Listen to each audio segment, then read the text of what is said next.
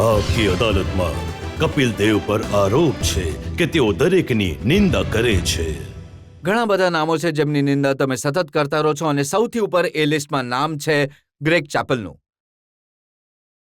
તમે ગ્રેગ ચેપલને કહ્યું કે તમે આજે એક્સપેરિમેન્ટ્સ કરો છો, એનાથી હું સહમત નથી. જો ગ્રેગ ચેપલ આપણા દેશની કોઈ ભલાઈ કરી રહ્યા છે તો મને કંઈ વાંધો નથી. મને ખુશી થવી જોઈએ કે બહારથી લોકો આવ્યા છે, આપણા દેશની સેવા કરી રહ્યા છે, કે આપણા દેશને કોઈ સારી વસ્તુઓ જઈ રહી છે. પણ કોઈ એક્સપેરિમેન્ટ કે કોઈ એટલું સ્ટબન થઈ જાય કે પોતાની ભૂલને માને નહીં, તો જો હું નહીં બોલું તો મને પોતાની જાતથી શરમ આવે છે કે અમે કેમ આટલી ક્રિકેટ રમી જો હું સીધી વાત નહીં કરી શકું તો.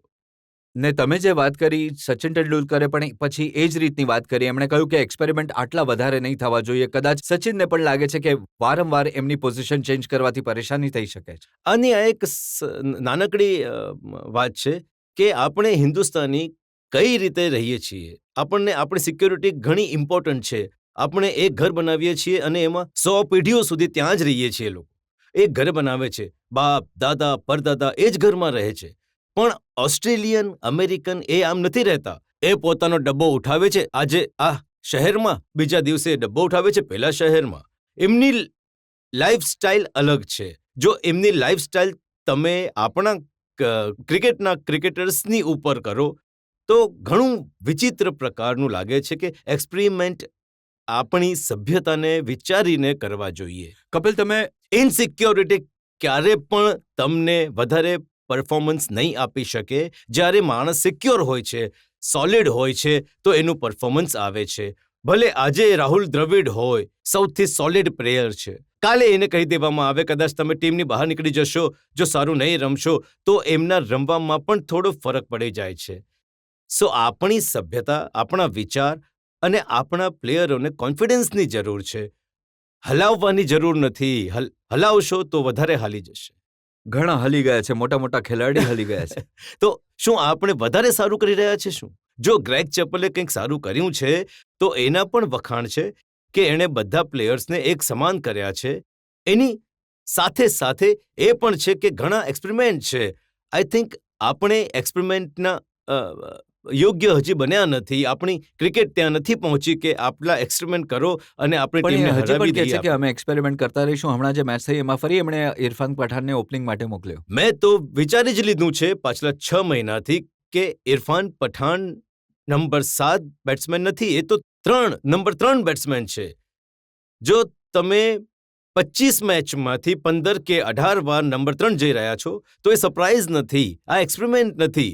That is every day story. So that's he is number 3 batsman we have. આપણે બહાર બેસીને જ કહી શકીએ છીએ કે આ ક્યાં તો આપણા ઘણા સ્ટબન છે, કાં તો કદાચ એમના વિચાર આપણા વિચારથી ઘણા ઊંચા છે. આપણે એટલું નહીં વિચારી શકીએ. કપિલ, તમે આટલું સ્પષ્ટ રીતે હંમેશા બેફિક્રીથી તમારી વાત કહી દો છો વગર ડરે. એક ઇમ્પ્રેશન લોકોના મગજમાં એ છે કે ગ્રેગ ચેપલ ઇન્ડિયન ટીમના જે મોટા મોટા સ્ટાર્સ છે, જે પાવરફુલ પ્લેયર્સ છે, એમને બેસાડવા માંગે છે. એમણે સૌરવ ગાંગુલીને છૂટા કર્યા, એ સચિન તેંડુલકરને કિનારે કરવા માંગે છે, એ હરભજનને પાઠ ભણાવવા ઈચ્છે છે, એ વિરેન્દ્ર સહેવાગને બહાર લટકાવવા માંગે છે. આઈ થિંક પાઠ નથી ભણાવવાનો, એમને સાથે મળીને રમતા શીખવાડવાનું છે.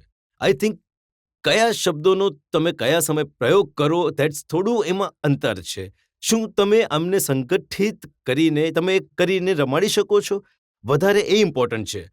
કોઈ એમને હલાવીને બહાર કાઢવા એનો જવાબ નથી. કાંઈ આપણે પ્લેયરોથી કેવું બેસ્ટ પરફોર્મન્સ લઈ શકીએ છીએ એ લેવું જોઈએ. ક્યારેક તમારી વાતો સાંભળીને એવું લાગે છે કે તમે આ પ્લેયર્સને ભડકાવી રહ્યા છો ગ્રેગ ચેપલની વિરુદ્ધ. જુઓ, તમે મીડિયાવાળા છો, તમારામાં ઘણી તાકાત છે. અમારા શબ્દોને તોડીને જોડીને તમે કઈ પણ રીતે કહી શકો. તમને તો અમે રોકી પણ નહીં શકીએ. મેં જે કહ્યું, મેં જે વિચાર્યું, મેં બોલી દીધું. હવે એના તમે 3 મિનિંગ કાઢો કે 5 મિનિંગ નહીં, કાઢો, હું એ માત્ર તમારી એક જ ઉપર meaning છે. કાઢું છું કપિલ. રાહુલ દ્રવિડને જે તમે કહ્યું, તમે રાહુલ દ્રવિડ માટે એ કહ્યું કે જો રાહુલ દ્રવિડને ગ્રેગ ચેપલ ડોમિનેટ કરે છે, એમના પર દબાણ બનાવીને એમની પાસે કામ કરાવે છે, તો એ રાહુલ દ્રવિડની ભૂલ છે. બિલકુલ વીકનેસ છે. Captain is the most important thing. Under ફિલ્ડમાં કેપ્ટન છે બધું જ. આજે જો જીત થાય છે તો કેપ્ટનની વાહ થાય છે. જો ટીમ હારે છે તો કેપ્ટનને ગાળો પડે છે. અને રાહુલ દ્રવિડથી વધારે ઇમ્પોર્ટન્ટ કોણ હશે?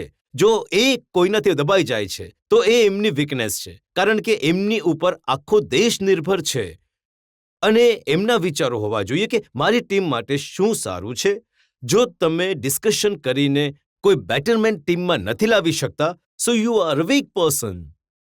તો તમે રાહુલ દ્રવિડને સલાહ આપો છો કે બળવો પોકારો ગ્રેગ ચેપલની નહીં, કોઈ બળવો નહીં. તમે જ્યારે કોઈ મુદ્દાની વાત કરો છો તો એ બળવો નથી. How you can improve that. પણ જો હું મારા બાપની ઉપર કહું કે મારા ડેડે આ ભૂલ કરી છે, આ બળવો નથી. Two gate best out of that, જો હું મારા કોચને વાત કરું છું કે મારા કોચ તમે ખોટું કરી રહ્યા છો, મારા ટીચરે ખોટું કરી રહ્યા છે, પણ જ્યારે તમે ડિસ્કશન કરો છો તો રિઝલ્ટ સારું આવે છે. ડિસ્કશન કરવાથી કોઈ બળવો નથી. બળવો તો થાય છે કે ક્યાં તો તમારું સાંભળો ક્યાં તો મારું સાંભળો. નહીં, મળી જોડીને તમે કામ કરો. અને બેટરમેન્ટ ફોર ધ કન્ટ્રી, સૌથી મોટી વાત શું છે? શું તમે કન્ટ્રીના હિતમાં વાત કરી રહ્યા છો કે તમે તમારી પર્સનાલિટીને જોઈને કન્ટ્રી ભાડમાં જાય? એ મને ચિંતા નથી. હું જે કહું છું એ જ ઠીક છે. એવું નથી. તમારું ઠીક વિચારવાથી વધારે કન્ટ્રીનું ઠીક હોવું એ વધારે ઇમ્પોર્ટન્ટ છે. That's called team spirit. That's called કે that's the way one should play. શું એનો અર્થ તમે રાહુલ દ્રવિડને પણ વીક કેપ્ટન, એ પણ આરોપ તમારો છે? શું આ તમારો મત છે? જ્યાં એમણે સ્ટેન્ડ લેવું જોઈએ ત્યાં નહીં લે અને આપણને 1 થી 2 થી કે 2 થી વધારે વાર દેખાશે એક જ વાત, તો આપણને લાગશે કે એ વીક કેપ્ટન છે, આ સ્ટ્રોંગ નથી. જો તમે દરેક વખતે કહેશો કે મારે વાત નથી કરવી, કોઈ બીજો પ્લેયર વાત કરે, કેપ્ટનનું કામ છે કે વાત કરવી અને કહેવું કે કેમ કર્યું આવું. જો ભૂલ થઈ છે તો માનવામાં શું મુશ્કેલી છે? જો ભૂલ નથી થઈ તો અમે વિચાર્યું, ટીમે આ ડિસિઝન લીધું and we stuck by that.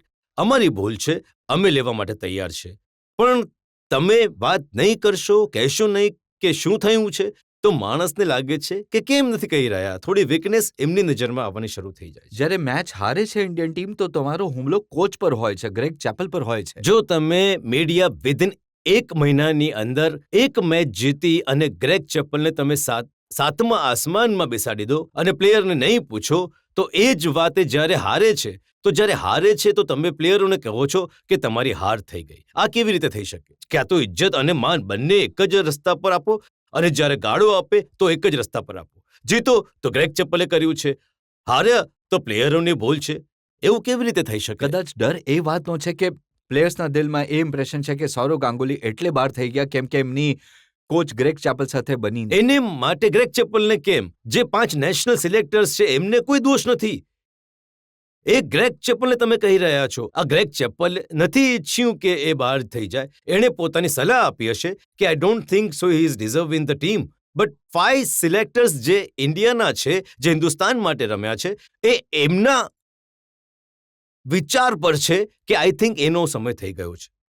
એમણે જરૂર પૂછ્યું હશે કેપ્ટનને, જરૂર પૂછ્યું હશે એમણે મેનેજરને. જો તમને હું જણાવું, મોટી ઇમ્પ્રેશન લોકોના મનમાં એ છે કે રાહુલ દ્રવિડ એટલે કેપ્ટન બન્યા કારણ કે ગ્રેગ ચેપલના એક ડિસાઇપલ બની ગયા, એમને ગુરુ માની લીધા અને ચેલા બની ગયા. અને સૌરવ ગાંગુલી એટલે બહાર થઈ ગયા કારણ કે એમણે એમને ગુરુ ના માન્યા. તો પછી આજે 5 સિલેક્ટર્સ કેમ રાખ્યા છે? એમને કાઢી નાખો. પછી એ શું કામ બેઠેલા છે? એ 5 સિલેક્ટર્સ એમનું શું કામ છે? એમનું કામ છે કેપ્ટનને પિક કરવું. એમનું કામ છે આખી ટીમને પિક કરવી. અને તમે ક્રેડિટ આપો છો ગ્રેગ ચેપલ ટીમ બનાવે છે, એ કઈ રીતે લઈ શકું છું? હું ક્રિકેટ રમ્યો છું, 15 વર્ષ હિન્દુસ્તાન માટે રમ્યો છું. સિલેક્ટર્સ પિક ધ ટીમ, એ એમના હાથમાં છે. એના પછી દે પિક ધ 11 ઓલ્સો. બટ જો સિલેક્ટર્સ વીક હશે તો કેપ્ટન સ્ટ્રોંગ થઈ જાય છે કે મેનેજર સ્ટ્રોંગ થઈ જાય છે. તો તમે બીજી રીતે કહી રહ્યા છો કે આપણા જે નેશનલ સિલેક્ટર્સ છે એ ઘણા વીક છે. એમણે પણ સમજી વિચારીને જ સૌરભને કાઢ્યો હશે. તો હું ગ્રેગ ચેપલને કેમ દોષ આપું? જો હું વખાણ કરીશ તો હું આપણા સિલેક્ટર્સને કરીશ, જો ભૂલ કાઢીશ તો આપણા સિલેક્ટર્સને કહીશ કે એમણે વિચાર્યું કે ટાઈમ આવી ગયો. જો તમે સિલેક્ટર્સ હોત. હું નથી. શું તમે રાહુલ દ્રવિડને કેપ્ટન બનાવત? હું નથી. જે વસ્તુ હું નથી એની હું વાત નહીં કરી શકું. જો હું પ્રાઇમ મિનિસ્ટર હોત તો શું કરતો? જ્યારે નથી તો શું ફાયદો એ વસ્તુની વાત કરીને? તમે પ્રાઇમ મિનિસ્ટર હોત તો ગ્રેગ ચેપલને બહાર મોકલી દેત. ભાઈ નથી. જો હું બોર્ડ પ્રેસિડેન્ટ હોત તો હું શું કરતો? હોત તો હું કંઈ કહેતો. પ્રાઇમ મિનિસ્ટર હોત તો હું કહેતો. જ્યારે હું નથી તો આવી સપનાની દુનિયામાં રહેવાનો શોખ નથી મને.